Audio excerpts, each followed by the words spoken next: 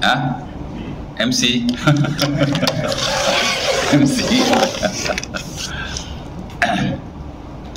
Assalamualaikum warahmatullahi wabarakatuh. Innal hamdalillah nahmaduhu wa nasta'inuhu wa nastaghfiruhu wa na'udzu billahi min shururi anfusina min sayyiati a'malina may yahdihillahu fala mudilla lahu wa may yudlil fala hadiya lahu asyhadu an la ilaha illallah wa la syarika lahu wa asyhadu anna muhammadan abduhu wa rasuluh. Allahumma salli ala Muhammad wa azwajihi wa zurriyyatihi kama sallaita ala Ibrahim wa ala ali Ibrahim innaka Hamidum Majid. Wa barik ala Muhammad wa azwajihi wa zurriyyatihi kama barakta ala Ibrahim wa ala ali Ibrahim innaka Hamidum Majid. Rabbi shrah li sadri wa yassir li amri wa hlul 'uqdatam min lisani yafqahu qawli, amma ba'du. Syukur kepada Allah Subhanahu wa taala kerana pada malam ini dapat sama-sama kita sekali lagi berkumpul di suara kita untuk kita sambung pesan kita daripada surah Al-Baqarah, pentafsirannya, di mana pada kuliah yang lalu kita dah masuk pada ayat yang ke 131, di mana kata Allah Subhanahu wa taala, "Idz qala lahu rabbuhu aslim qala aslamtu li rabbil alamin." Ketika mana Allah Taala berkata kepada Nabi Ibrahim alaihi salam, "Aslim, serahlah dirimu, Islamlah kamu." Ya, Islam tu masuk serah dirilah. Qala aslamtu li rabbil alamin. Lantas Ibrahim menjawab, "Aku telah menyerahkan diriku kepada Tuhan sekalian alam." Ya. Assalamualaikum. Assalamualaikum. Oh, depa kata Haji MC malam ni. Lewat Pas kat lewat lah. Ya, jadi Allah Subhanahu wa taala memerintahkan supaya Ibrahim menyerahkan dirinya kepada Allah Subhanahu wa taala, seperti mana yang diperintahkan. Itulah perihal para anbiya. Bukan hanya Nabi Ibrahim alaihissalam, malah semua nabi-nabi yang telah dilantik dan diutus oleh Allah Subhanahu wa taala, mereka taat pada perintah Tuhan mereka. Kemudian malam ni kita nak sambung ayat yang khususnya. Kata Allah Ta'ala, "Wa wassa biha Ibrahimu banihi wa Yaqubu ya baniya innallaha astafa lakumuddin fala tamutunna illa wa antum muslimun." Ya. Maksudnya, wa wassa biha Ibrahim, dan telah berwasiatlah dengannya, yakni dengan Islam, oleh Ibrahim akan anak cucunya. Ya. Wa wassa biha Ibrahimu banihi wa Yaqubu, dan telah mewasiatkan dengannya, yakni dengan Islam, dengan menyerah diri, oleh Ibrahim akan anak cucunya. Banihi masuk zurat-zurat dia lah, anak cucu dia. Ya. Wa Yaqubu, dan Nabi Yaqub juga. Ya. Ya baniya, wahai anak cucu. Ya. Dan Quran ni kadang-kadang ya bunayya. Kalau ya bunayya, wahai anakku. Ya baniya, wahai anak-anak. Anak cucu aku lah. Ya. Kalau bunay seorang, bani mana ramai. Anak-anak. Ya baniyi, ya baniya, wahai anak-anakku. Ya. Bani-bani ni masuk anak-anak. Ya, Bani Israel, anak-anak Israel. Ya. Israel itu nama lain bagi Nabi Yaqub. Anak-anak dia, anak-anak Nabi Yaqub, Bani Israel lah. Ya.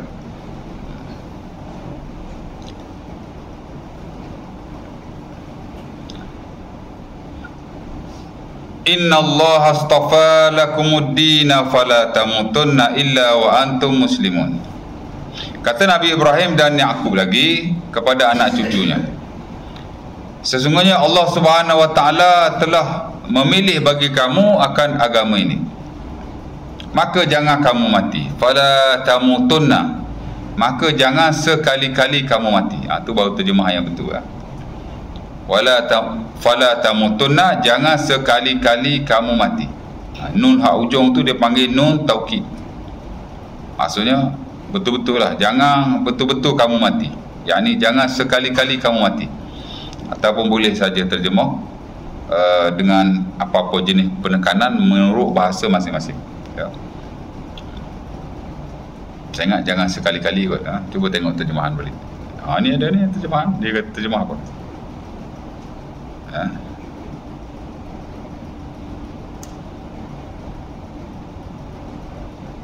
Oh, tak betul. Tak tepat terjemahan ni. Oh, cantik kemain Quran ni. Tapi terjemahan dia, janganlah kamu mati. Tak cukup tu.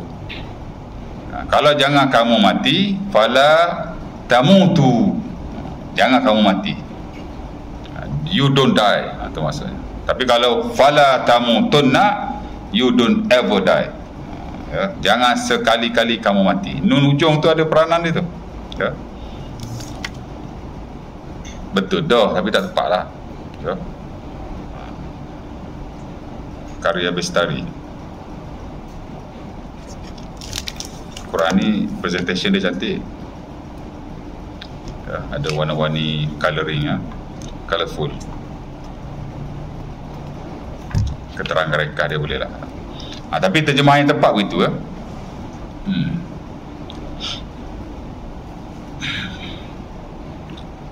Kerana ada nun taukid di situ. Fala tamutunna, jangan sekali-kali kamu mati. Melainkan kamu mati sebagai orang Islam.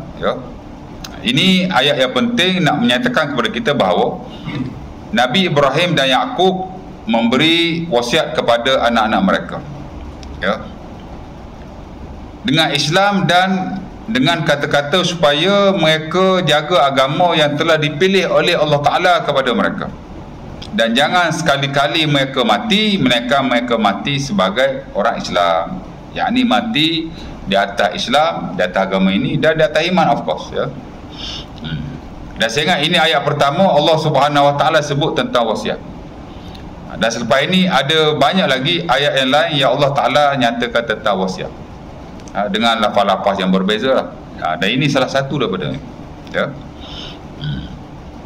Sebab itu dalam agama ni tuan-tuan, wasiat ni satu benda yang penting. Dan dia secara amnya terbahagi kepada dua. Pertama disebut sebagai al-wasiyatu bil mal, wasiat harta. Yang kedua disebut sebagai al-wasiyatu bid din, wasiat agama.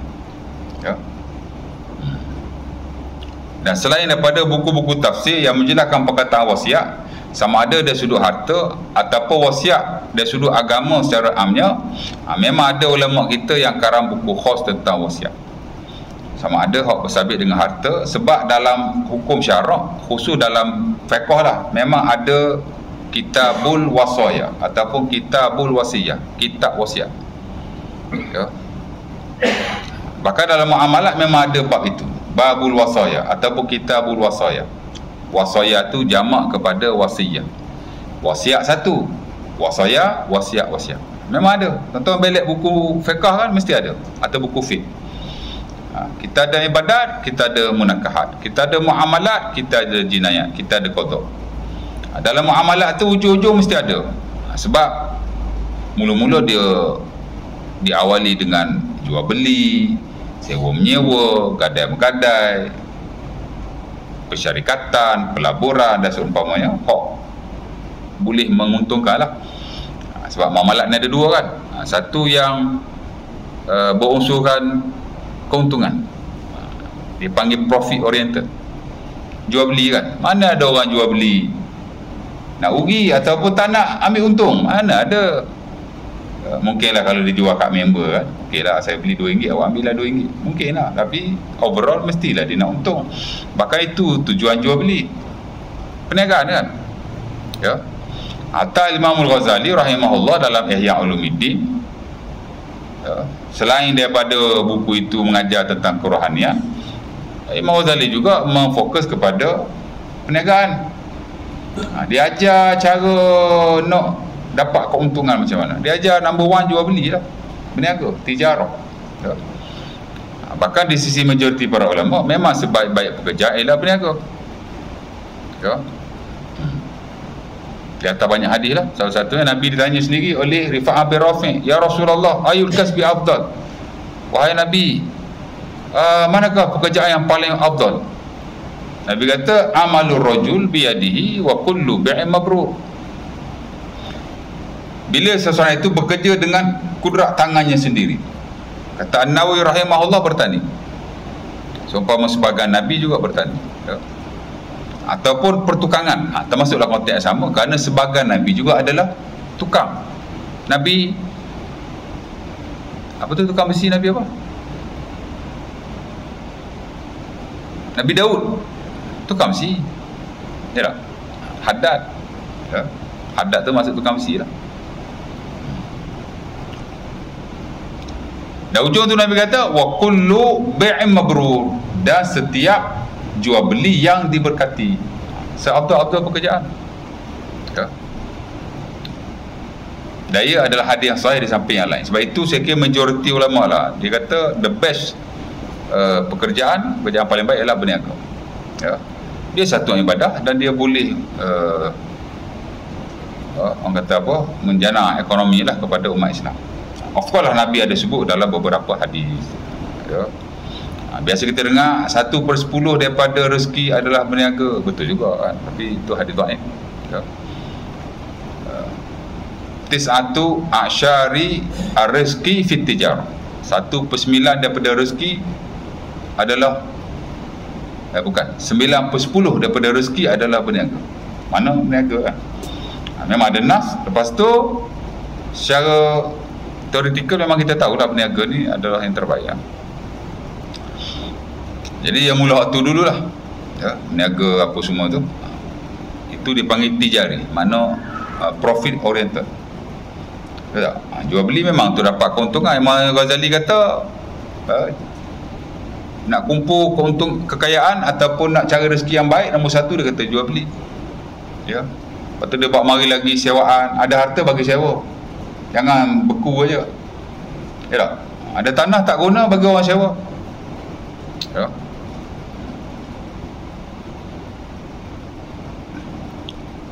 Atau dalam Islam tuan-tuan, kalau tanah tu terbiar, tak ada tuan, tiba-tiba kita pergi usahakan, tanah tu jadi milik kita.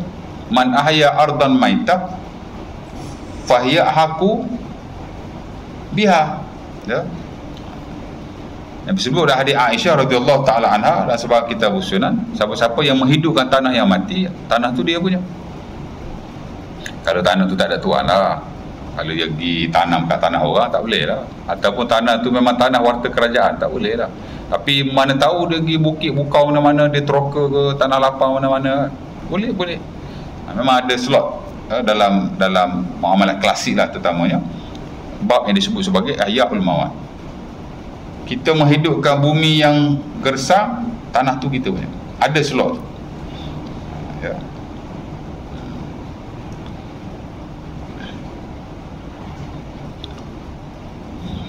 Awal-awal bab-bab macam tu lah. Ghazali ajar jual beli, dia ajar sewa, dia ajar ni apa, melabur. Ada duit, jangan tak awal bantal. Saya cakap awal bantal tu, dia cakap begitu, tapi dia kata jangan simpan. Bagi duit ni untuk orang usahakan. Lepas tu ambil lah sebahagian keuntungan daripadanya. Melabur lah tu, investment. Arab panggil kirot. Ghazali kata kirot ni melabur lah. Dan beberapa yang lain. Tapi nak cerita dalam muamalat, dia mula dengan bab-bab macam tu. Ya, nak menghasilkan keuntungan. Ujung-ujung tu baru dia mari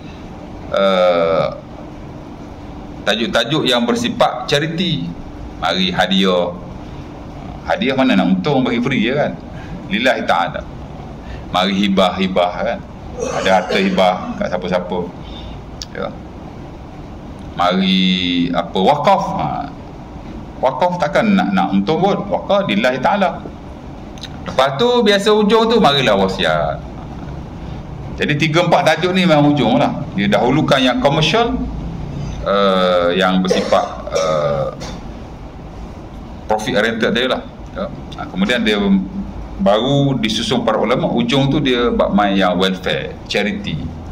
Ya. Ujung-ujung tu lah. Biasa dia 4 lah, hibah, wasiat, faraid, wakaf. 4 ni dia ujung. Ada siapa yang lain lah, hak kecil-kecil tu kan, macam hadiah, ya, macam sedekah, ya. Tapi wasiat ada ujung, ya. Itu wasiat harta. Nak cerita ada babnya. Kenapa? Kerana Islam juga mementing dan mengambil berat tentang harta. Ya. Selain daripada harta yang boleh menyebabkan kita ni untung, dia bab charity ni pun dia utamakan juga, salah satu wasiat lah. Jadi penting. Ya. Sementara dengan harta kita juga boleh dihukum oleh Allah Subhanahu Taala. Jadi adalah cara kita nak mendekatkan diri dengan Allah tu, menerusi harta, wasiat. Ya. Memang ada bab khas, babul wasiyah ataupun babul wasayah, bab wasiat. Ya, ataupun kitab wasiat. Malah ada ulama tentu ada karang fiqh yang khas, fiqhul wasayah, fiqh wasiat. Dia karang buku khas, berjilid-jilid tuan. Ya. Saya baca tak habis lah kan, tapi ada lah tengok kan. Maksud dia satu ilmu yang besar ya. Itu wasiat harta, no doubt. Memang satu benda besar dalam agama, kerana Islam juga mengambil berat tentang harta. Selain daripada benda-benda yang untuk jana ekonomi, keuntungan, tapi bab-bab yang bersifat charity dan nak meraih pahala daripada Allah. Ya. Wasiat lah. Sementara Nabi SAW memang menggalakkan wasiat. Sebab tu ada bab ni tu. Ya. Ada sahabat nak meninggal, nama dia Sa'ad bin Abi Waqqas. Bukan nak meninggal, dia sakit. Dan dia rasa mungkin dia nak mati kot, dia rasa macam tu. Dia sakit kan. Sakit berat lah ni. Nabi pun pergi jumpa dia. Dia pun kata, wahai Rasulullah, aku ni sakit teruk. Kau nampak aku sakit kan? Aku risau. Dia kata, pasal aku ada anak seorang aja, perempuan. Ya. Aku ingat nak sedekah lah harta aku ni 2/3. Ya. Boleh tak? Nabi kata, lah, tak boleh. Aku nak sedekah separuh lah, separuh. Ya. 2/3 tu dipanggil sulusai mali. Fa tasaddaqu bi sulusai mali. Boleh tak aku nak sedekah 2/3? Nabi kata tak boleh. Tak. Syatar, separuh. Half. Nabi kata, lah, tak boleh. Mereka kata 1/3, sulus. Nabi kata as-sulusu was-sulusu kasir. 1/3 Nabi kata boleh. Itu pun dah kira banyak. Ya. Innaka antazara warasataka agniya khairun min an tazarahum alatan yatakaffafuna nas. Lepas tu Nabi cakap kat dia, kamu meninggalkan waris-warismu dalam keadaan kaya lebih baik daripada kamu meninggalkan mereka dalam keadaan miskin. Lantas mereka dengan sebab kemiskinan boleh jadi dia meminta-minta kepada orang lain.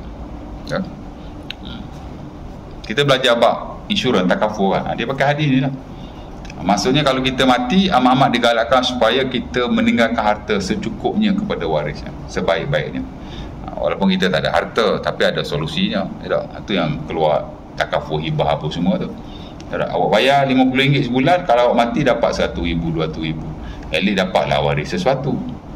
Dan juga boleh buat cover hutang kita yang mana kita tak di cover insurans atau takaful tu. Kalau kita buat kalau kita buat pembiayaan rumah, tak apa. Rumah kalau kita mati, insurans cover. Betul tak? Kita buat insurans apa lagi? Kita buat pembiayaan apa lagi? Peribadi, personal loan, personal financing. Ada insurans. Okey lah, tak apalah kan. Tapi kalau tak ada insurans tu, kad kredit ada insurans. Kalau Islamik lah, kalau konvensional tak ada insurans. Islamik ada kad kredit, ada insurans. Okey. Tapi hal lain-lain tu, pembiayaan kenderaan, car financing, ada insurans kan? Setahu saya tak ada. Saya pun buat Islamik, tak ada insurans setahu saya. Ya. Tak ada lagi lah setakat ni. Apa lagi yang tak ada insurans? Ya.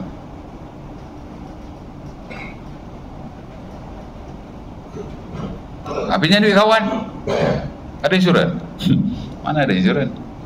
Jadi bila kita masuk atau join, ya, produk-produk insurans umpama itu, at least kalau kita mati ada duit sikit. Bolehlah buat cover hutang-hutang kita yang tidak berjadual, yang tidak berinsurans ni, dan boleh juga digunakan oleh waris-waris kita masa akan datang. Ni kalau kita mati, apa yang ada untuk mereka? Kalau kita ada rumah kita tinggal rumah untuk mereka. Tu pun belum tentu dapat semua ke anak bini kita lagi. Betul tak? Ada waris-waris lain duk nunggu lagi.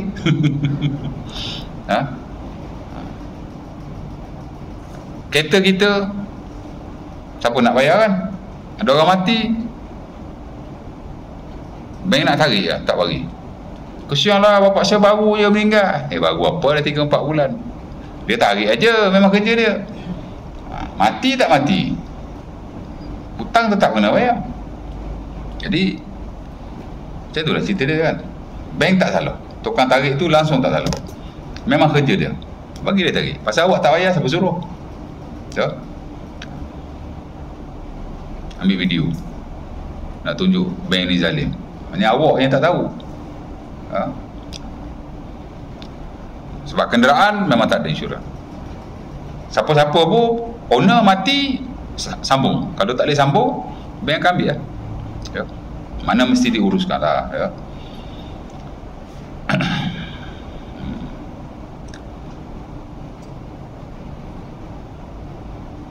Jadi kena ambil kira juga tu, betul tak? Kalau kita mati, macam mana anak bini kita, ya? Orang tak suruh fikir lah, hak tu duk fikir kita, orang masuk lalu baik kubur tu nak jawab malaikat. Hak orang hidup ni biar dia hidup, rezeki dia ada dah. Tak betul kita. Tak kena. Ya, based on this hadis, memang amat-amat digalakkan supaya kita meninggalkan harta kepada mereka. Mungkin kita lah tak boleh nak kumpul harta, macam saya sendiri pun mana ada harta, ada hak tu je lah. Rumah, kereta pun tak habis bayar lagi. Jentu ni habis bayar lah, buruk dah.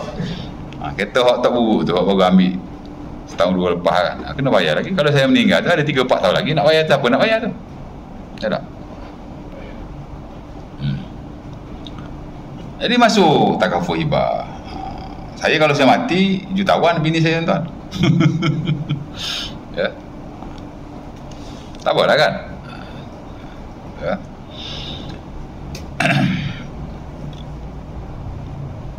Nak cerita begitu, dia ada babnya. Ada banyak yang dibincangkan para ulama. Biasa dia bincang adalah 4-5 perkara, ya. Dia bincang definisi, dia bincang hukum wasiat ni kadang jadi wajib. Wajib ni bila? Bila kita ada hutang, wajib mewasiatkan kepada waris-waris kita, terutama isteri kita lah. Kalau tak ada isteri, anak. Siapa yang kita berhutang? Yang berhutang di sini maksudnya hutang-hutang yang tak boleh diselesaikan selepas kita matilah. Kalau ada hutang rumah tak apa, hutang dengan bank tak apa, tak cakap kat bini pun tak apa, ya tak? Atau dengan mana-mana kewangan yang berdaftar, ada flow dia, ada schedule dia, tak apa. Ini hutang-hutang hak lain, ya. Hutang-hutang hak tadi lah, hak tak cover insurans. Pesanlah kalau aku mati, kereta tu sama bayar, kan? Macam mana pun tak kisahlah. Of course lah kalau ada hutang kawan-kawan, jadi kena bagi tahu. Sebab takut-takut kalau kita tak bagi tahu, tiba-tiba bila kita mati, member kita royak ke bini kita. Kita pandai time mati tu kan. Siapa-siapa yang ada hutang dengan arwah, bolehlah berjumpa dengan anak arwah, ya. Saya lah anak arwah tu. Tiba-tiba mari, ayah awak hutang dengan saya 50,000. Nak jawab apa? Mana tahu? Tak percaya pok aku tak hutang banyak tu. You know, apa dia banyak tu? Jadi boleh jadi timbul pertikaian seperti itu bila kita tidak mewasiatkan. Sebab tu wajib wasiat kalau kita ada hutang pada orang lain, ya. Terutama hutang-hutang yang tidak ada surat, dipanggil ad-dainu bila bayyinah, tak ada hitam putih, wajib wasiat. Dan kalau waris kita tahu sekalipun, kita kena wasiat juga. Takut dia tahu gitu-gitu je, kena ayat dia. Kalau aku mati, siapa aku ada hutang? Ustaz Hasan aku ada hutang dengan dia 5,000, kena ayat lah apa ya, wajib tu. Tak ayat berdosa. Lepas tu kalau Ustaz Hasan pergi klik, Ustaz Hasan lain lah, bukan saya. Tiba-tiba anak tak ngaku pula, nanya kita, nanya kena tibai lah kubur, ya tak? Ya. Pajak gadai.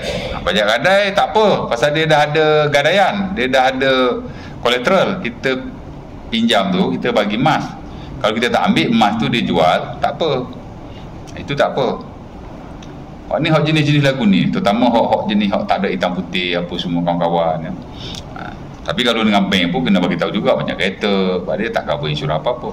Tapi hak lain-lain tu dia is okay. Kena bagi tahu tu. Takut-takut ialah bila kita tak bagi tahu, berhutang senyap-senyap kan, ya. Tak boleh lah.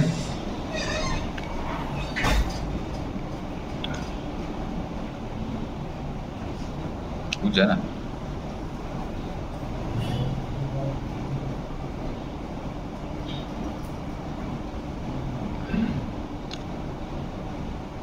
Ni terutama pada orang muda-muda lah macam saya kan. Saya muda lagi. Hutang banyak, harta tak ada. Jadi platform ataupun perkhidmatan yang ada, yang bank buat, insurans buat, bagus tu. Takaful hibah bagus, kena ambil. Ya. Saya amat galakkan, amat sarankan supaya ambil. Tuan-tuan tak apalah, dah bencin, harta pun dah banyak, hutang semua dah lepas kan. Okey lah kan, ni orang muda-muda, hutang banyak, ya, harta tak ada. Apa betul kalau kita mati macam mana? Masuklah, ambil lah takaful hibah mana-mana, bank-bank yang buat, syarikat yang buat yang Islami kan. Sebab tu dia panggil takaful. Serendah RM50 je sekarang. Ya. Dapatlah berapa ribu yang dia offer, tak tahulah berapa kan. Ya. Oh, insurans haram Ustaz. Sama je, Islami haram, konvensional lagi haram. Awak kita haram. Satu dunia pakai. Takaful Islami bebas riba, tak ada riba. Haram, mana tidak haram lah. Dan dia bagus untuk masa depan kita lah. Ya tak? Aku kita mati ke macam mana, mana tahu. Siapa boleh jamin dia hidup sampai bila. Ya tak? Jadi penting kot tu. Ya.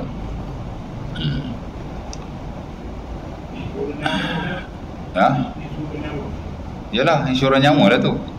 Dia panggil takaful hibah. Insurans nyawa lah, merujuk pada insurans nyawa gitu. Ya.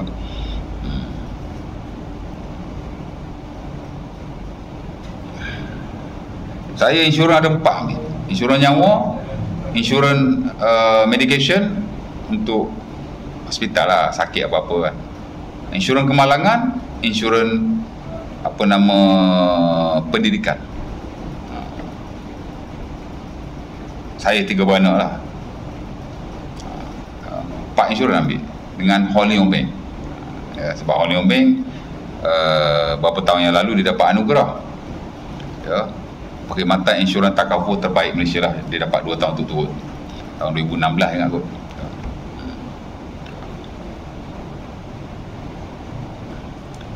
Dan saya 10 tahun lepas kena sakit Batu Karang, pergi hospital kerajaan 2 bulan appointment. Dah lah saya bengang, saya pun ambil insurans. Tunggu sakit pun nak kena. Sekarang ni Alhamdulillah lah, sakit senang. Ya dah bukan nak sakit kan, tapi rawatan tu cepat lah. Ya. Tapi itu satulah, nak cerita penting hari ni. Tak adalah mahal mana, tapi bagi orang yang tak ni, ambil sekadar yang kita mampu lah. Ya. Macam saya ambil takaful nyawa 200 je sebulan, tapi dia cover 1 juta. Kalau saya meninggal, dia dapat 1 million RM. Isteri saya dengan anak saya lah, dan orang tua saya juga. Kita bagilah kan. Sebab saya, kalau saya mati, orang tua saya sekarang, saya yang duk bagi juga tiap-tiap bulan. Kalau saya mati, siapa nak bagi kat dia kan? Memang kaki tangan awam, kalau dia meninggal 50% dapat gaji daripada basic kan. Tapi isteri saya bagi ke kat orang tua saya agak-agak? Tak ada dia baginya, saya rasa lah. Jadi seorang-seorang kalau saya meninggal, orang tua saya dapat duit sekepuk kan. Kalau 20% daripada 1 juta, dia dapat dah 200,000. Okey lah tu. Ustaz macam nak mati je. Jangan, kadang orang yang cakap ataupun nak mati, dia tak mati tuan. Orang takut mati, dia mati ni. Kita ni pasal beringat semua. Cek semua hospital, ya tak? Buat medical check up semua, cek semua kita. Mana kita beringat masa kita sakit semua. Jadi orang sihat ni kena beringat. Ramai dah kawan-kawan saya yang sihat ni tak tahu jalan. Untung juga Tuhan bagi sikit-sikit sakit kan, supaya kita beringat. Betul. Tapi orang yang sihat panjang, dia tak ada, tak pergi cek ke? Cek buat apa kan? Aku 100 kilo angkat macam tu je.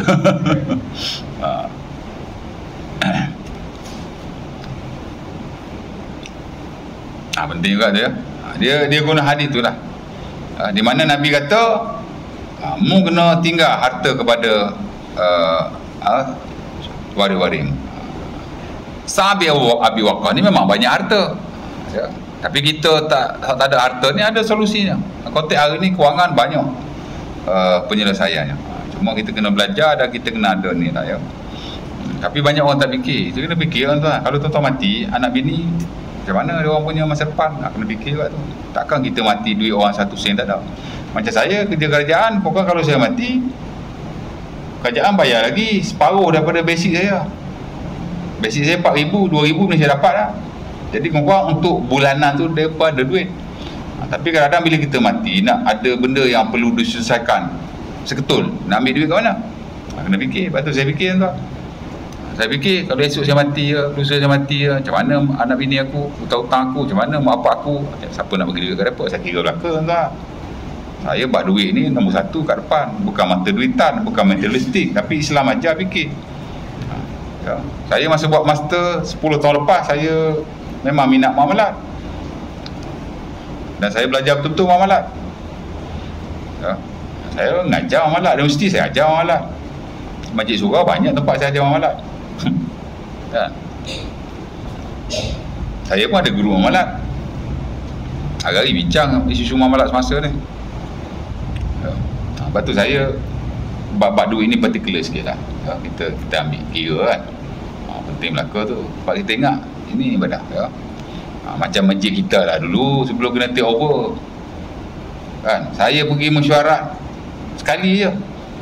Bila saya tengok bab duit tak okey kan, saya gedung-gedung dalam mesyuarat. Tak percaya tanyalah bekas pengurusi tu. Sampai bergaduh-gaduh kan. Saya lawan 4 orang, lawan pengurusi, lawan bendahari, lawan SU. Lepas tu ada seorang lagi JK lama kan. Pasal saya tak puas hati betul bab kewangan. Saya buat duit pantang sikit. Sebab saya di sekolah dulu, saya SU dan merangkap bendahari. Memanglah duit PABG sekolah tak banyak, 100,000 lebih je waktu tu kan. Tapi memang duit ni tuan-tuan, kalau usah kata ratus ribu pun kalau kita tak jaga betul-betul, kan pening juga tuan. Kan? Macam bendahari masjid, bendahari surau pun pening juga, resip-resip nak susun dulu bagi.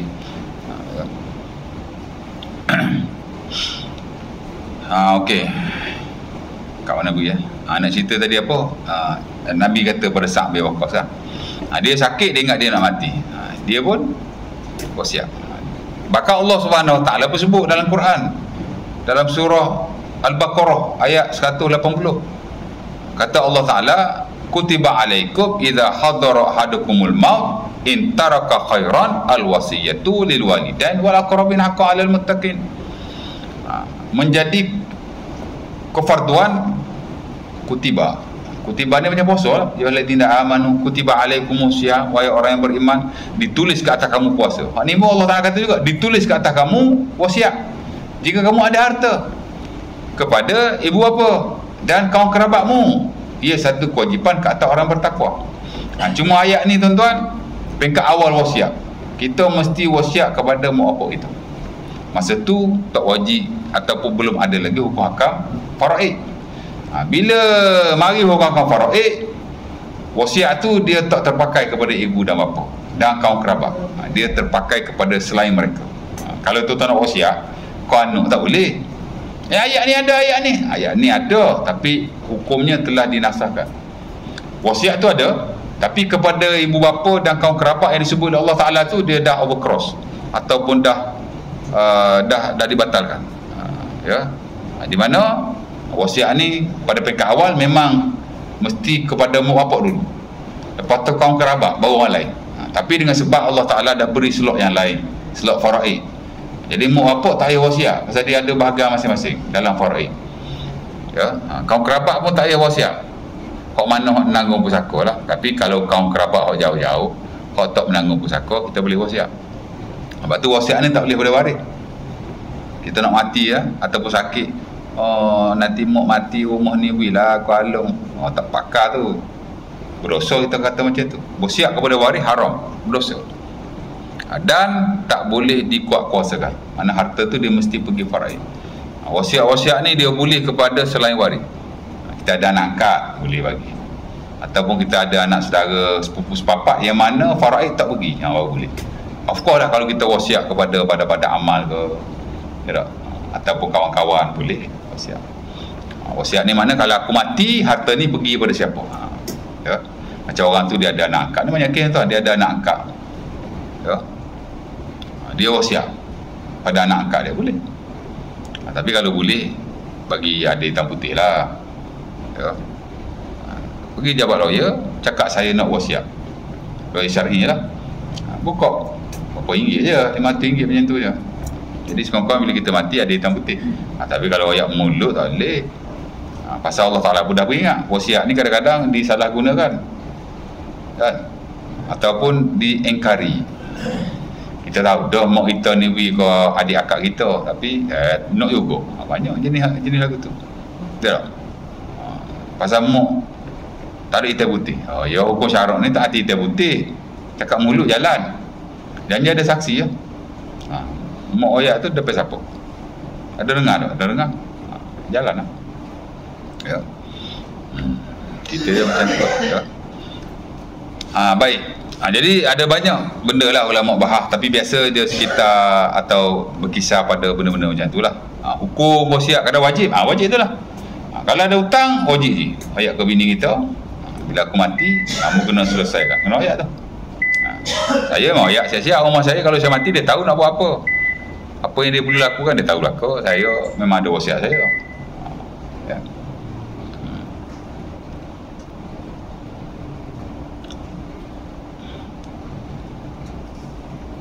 Dan saya tuan-tuan selalu WhatsApp kat bini saya. Wasiat saya tu WhatsApp bini, takut dia lupa.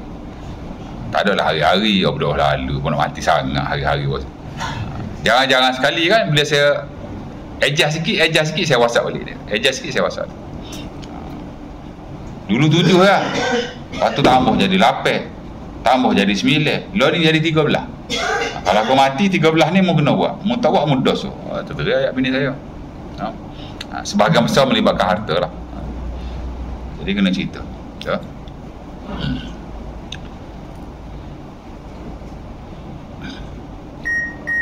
InsyaAllah ya. Sekejap. Jangan nak buat macam tu. Jadi ada hadis Nabi, banyaklah hadis yang lain. Ayat Quran pun Allah Ta'ala sebut tu. Kalau mu ada harta, Allah kata wasiat. Sebab tu ulama kata wajib. Tapi bukan semua keadaan. Bila kita ada hutang, begitu juga kalau orang ada hutang dengan kita, kena wasiat juga tu. Pasal apa? Bila kita mati, duit kita tu menjadi hak waris. Tak? Haji Ma'in pinjam duit dengan saya contoh. Senyap-senyap ya. Kena royak bini. Tak boleh royak, nanti malu, dia sayang baik saya. Jangan gitu. Nanti kalau awak mati, nyawa Haji Ma'in buat senyap ya. Member mati dah tak bayar. Banyak kes macam tu tuan. Betul tak? Kena royak ke isteri kita lah terutamanya. Haji Ma'in tu ada hutang dengan saya. Tapi jangan cerita ke orang pula, malu dia kan. Cerita-cerita supaya dia tahu. Dan bila kita meninggal, mana kata Haji Ma'in tu bayar nanti dia pasal hak waris tu. Kalau kita ada hutang, hak orang tu, yang mana waris kita tak boleh ambil. Kalau kita tak royak, patut duit tu kena bayar hutang dulu. Lala bagi, hutang tak bayar lagi, bagi dah. Tak boleh ambil hak orang lain, tak boleh tu. Selesaikan dulu hutang, baru faraid. Kalau orang nak faraid dah, mana boleh. Sama juga kalau kita ada, kalau orang ada hutang dengan kita, duit tu menjadi hak waris. Lepas tu kita nak bagi tahu. Ya. Penting tu. Wajib lah ya. Tu wajib. Kadang-kadang jadi makruh. Bila makruh, harta tak banyak, nak wasiat. Lepas tu waris-waris pula cukup-cukup makan je. Makruh, tidak haram. Tak sunnah, tapi jadi makruh. Tak digalakkan dalam syarak. Kita mewasiatkan harta kita, sedangkan waris-waris kita ni cukup-cukup makan. Sementara kalau miskin, janganlah wasiat, bagilah kat dia kan. Tapi nak wasiat sikit-sikit boleh juga, bukan tak boleh. Ya. Ada haram, ada harus, ada macam-macam hukum dia ya. Ala kulli hal, kalau orang tu banyak harta, sementara waris-waris dia ni pun cukup dengan harta yang dia tinggalkan, maka amat-amat digalakkanlah untuk dia wasiat. 1/3 the best. Haji ada banyak tanah lah, 10 hektar tanah, sedekahlah 1/3 daripada 10 hektar tu. Lagi 7 hektar bagilah anak-anak kan. Pasal anak-anak kita pun tak boleh harap kok kita mati esok, belum tentu doa kita tu. Tapi wakaf ni lah akan menyampaikan pahala kepada kita. Betul tak ni? Ada pulih hekai. Ya.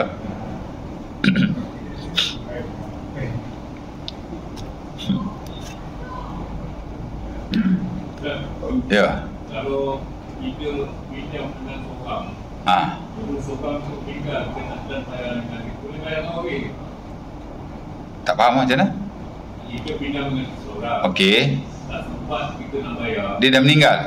Wajib bayar kepada warisnya. Boleh bayar. Kalau ada isteri, bagi isteri dia.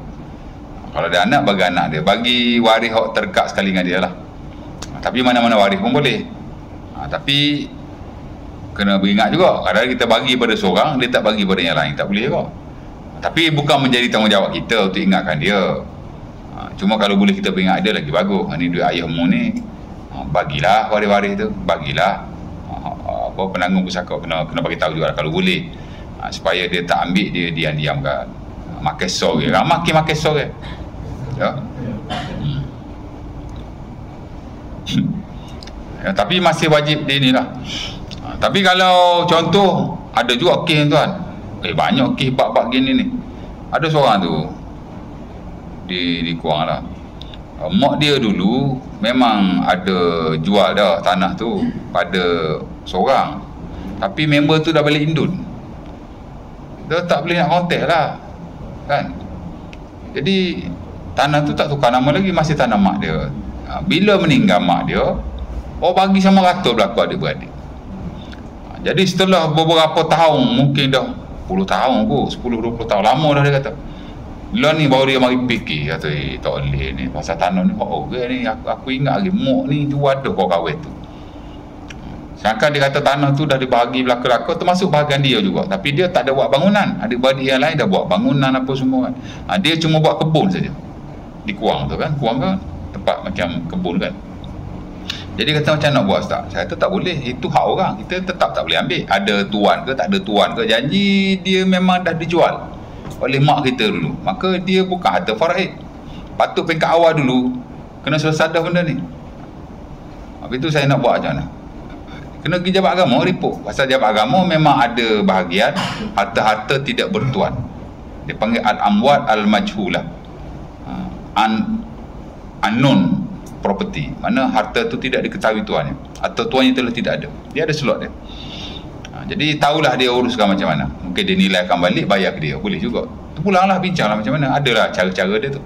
Tapi diamkan begitu, awak dah duduk situ, awak buat rumah, makan harta apa gitu ni, buat rumah sewa dia, adik-beradik ada buat rumah sewa. Makan benda haram makan benda haram kat dunia sedap, kono. Tapi hang mati esok, ya. Ya.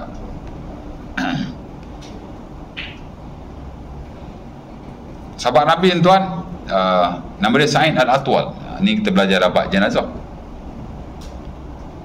Ya. Adik-beradik dia mati oleh Sunan Abi Daud. Kepentingan melunaskan hutang bila seseorang itu mati. Kalau dia tak boleh lunas masa dia hidup, waris wajib melunaskan dengan harta yang dia tinggalkan. Tapi kalau dia dah tak ada harta, nak buat macam mana? Tapi kena usahakan jugalah bagi selesaikan kalau boleh. Ya. Tapi kalau dia ada harta, offer kena dahulukan, baru bagi faraid. Jadi kena check betul-betul. Baca ada sahabat Nabi tuan-tuan, anak kepada Abdullah bin Zubair. Abdullah bin Zubair ni dia businessman. Dia banyak berhutang. Tapi bukan hutang macam kita. Dia hutang untuk bisnes. Banyak ada tanggungan lah. Dia tahan 3 tahun harta sebelum dibahagikan kepada isteri-isteri dan anak-anaknya. Isteri ramai 3-4 orang. Pasal apa? Pasal tak ada tak jelas hutang dia ada banyak mana zaman dulu kan. Jadi dia terpaksa tahan, pergi cari sana, cek sini, cek sana. Bukan dia tahan, bukan saja-saja tahan, tak. Nak selesaikan hutang ambil masa 3 tahun. After 3 years, 3 tahun dah settle hutang, baru harta dibahagikan kepada waris-waris. Sama macam kita. Memang harta ni sebaik-baik dibahagi cepat. Hari ni mati malah bagi lalu, boleh, okey je. Tapi make sure everything settle lah. Tapi kalau tak settle lagi, jangan bagi dulu. Orang nak bagi, hari ni mati malah bagi lalu. No hal, tak ada halangan. Malah itu yang digalakkan dalam syarak. mempercepatkan faraid. Tapi pastikan dululah. Kalau ada lagi halang-halangan tertentu, tak boleh bagi dulu. Settlekan dulu. Itu penting. Jadi saya kata kena settlekan juga. Untunglah dia mari menyesal juga kan. Bolehlah dia uruskan. Dia tanya saya, adik-adik saya tu macam mana? Depa tak setujulah macam suka hati depa lah. Kita ni settlekan kita punya. Ya tak? Macam mana boleh paksa orang? Said Al-Atwal ni dia mati, tinggal 30 dirham dan beberapa dinar. Jadi Nabi kata, adikmu atau abangmu ni banyak hutang ni, bayar hutang dia dulu baru faraid. Dia pun bayar. Dirham habis. 30 dirham finish. Tinggal dinar. Finish juga. Tak tahulah berapa dinar kan. Lala ada 1 dinar lagi. 1 dinar. Bukan banyak mana.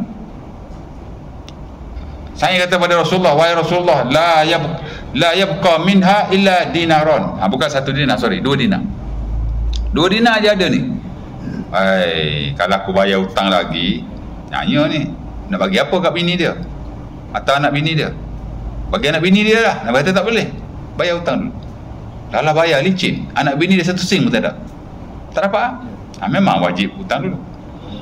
Bila dah settle hutang, dia jumpa dengan Nabi. Apa jawab Nabi? Nabi kata, Al-an baratta alaihi jildahu.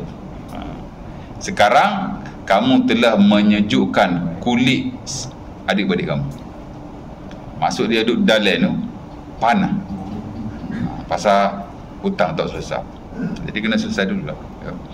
Bukan kata tak boleh hutang, boleh. Tapi make sure bila kita mati, ia dapat diselesaikan. Itu saja. Jangan kata tak boleh hutang pula. Orang kata tak boleh hutang, tak bagus hutang ni. Apa pula Nabi hutang? Kalau awak anak jutawan tak apalah kan. Tak payahlah hutang. Ya. Jadi nak cerita. Ini wasiat harta. Kena belajar juga tu sebenarnya. Perlu ada fiqh muamalah bab wasiat sebaik-baiknya lah. Ya. Tapi kalau kita belajar muamalah secara am, macam saya ajar kat majlis surau lain kan, nak siapa wasiat jauh lagi kan. Itu ada 9 kitab yang besar daripada kitab jual beli sampai wasiat tu ada 9. Ujung-ujung baru wasiat. Maknanya dia kena ada fiqh yang khas lah ya. Ataupun bolehlah sentuh-sentuh ataupun ada persoalan kita tanya. Satu lagi yang ada hubung kait dengan ayat ni ialah wasiat agama. Itulah wasiat para anbiya kepada anak cucu mereka, dan itu sepatut juga dilakukan oleh kita. Hatta kata Anas bin Malik dan Muwatta Imam Malik, sahabat-sahabat Nabi SAW bila mereka menulis wasiat sebelum mereka mati, sebelum mereka nak menulis wasiat tentang harta-harta mereka, ke atas tu mereka akan mewasiatkan dulu tentang agama. Ya, mungkin saya akan baca pada lain kali lah. Kerana memang di samping kita wasiat harta penting juga kan. Kau tadilah ada hutang, ada seumpamanya. Tapi wasiat agama penting juga. Ya. Kalau kita nak wasiat banyak-banyak payah juga. Wasiat 1-2 benda cukup. Kan? Wasiat abang kalau ayah mati semayang jangan tinggal. Ya tak?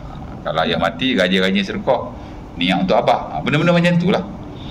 Yang boleh membantu dia untuk ingat pada kita lah pada sama untuk dia jadi orang yang lebih baik. Semaya kena ingat. Dan lebih penting lagi wasiat-wasiat agama lah. Tauhid, jangan syirik. Mung kalau ayah tak ada, mung jangan duduk kerja apa untuk bawa ni, buat hijau apa untuk bawa mu ni.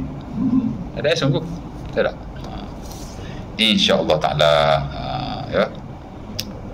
Ada nak tanya apa-apa lagi tak? Cukup tu 40 minit.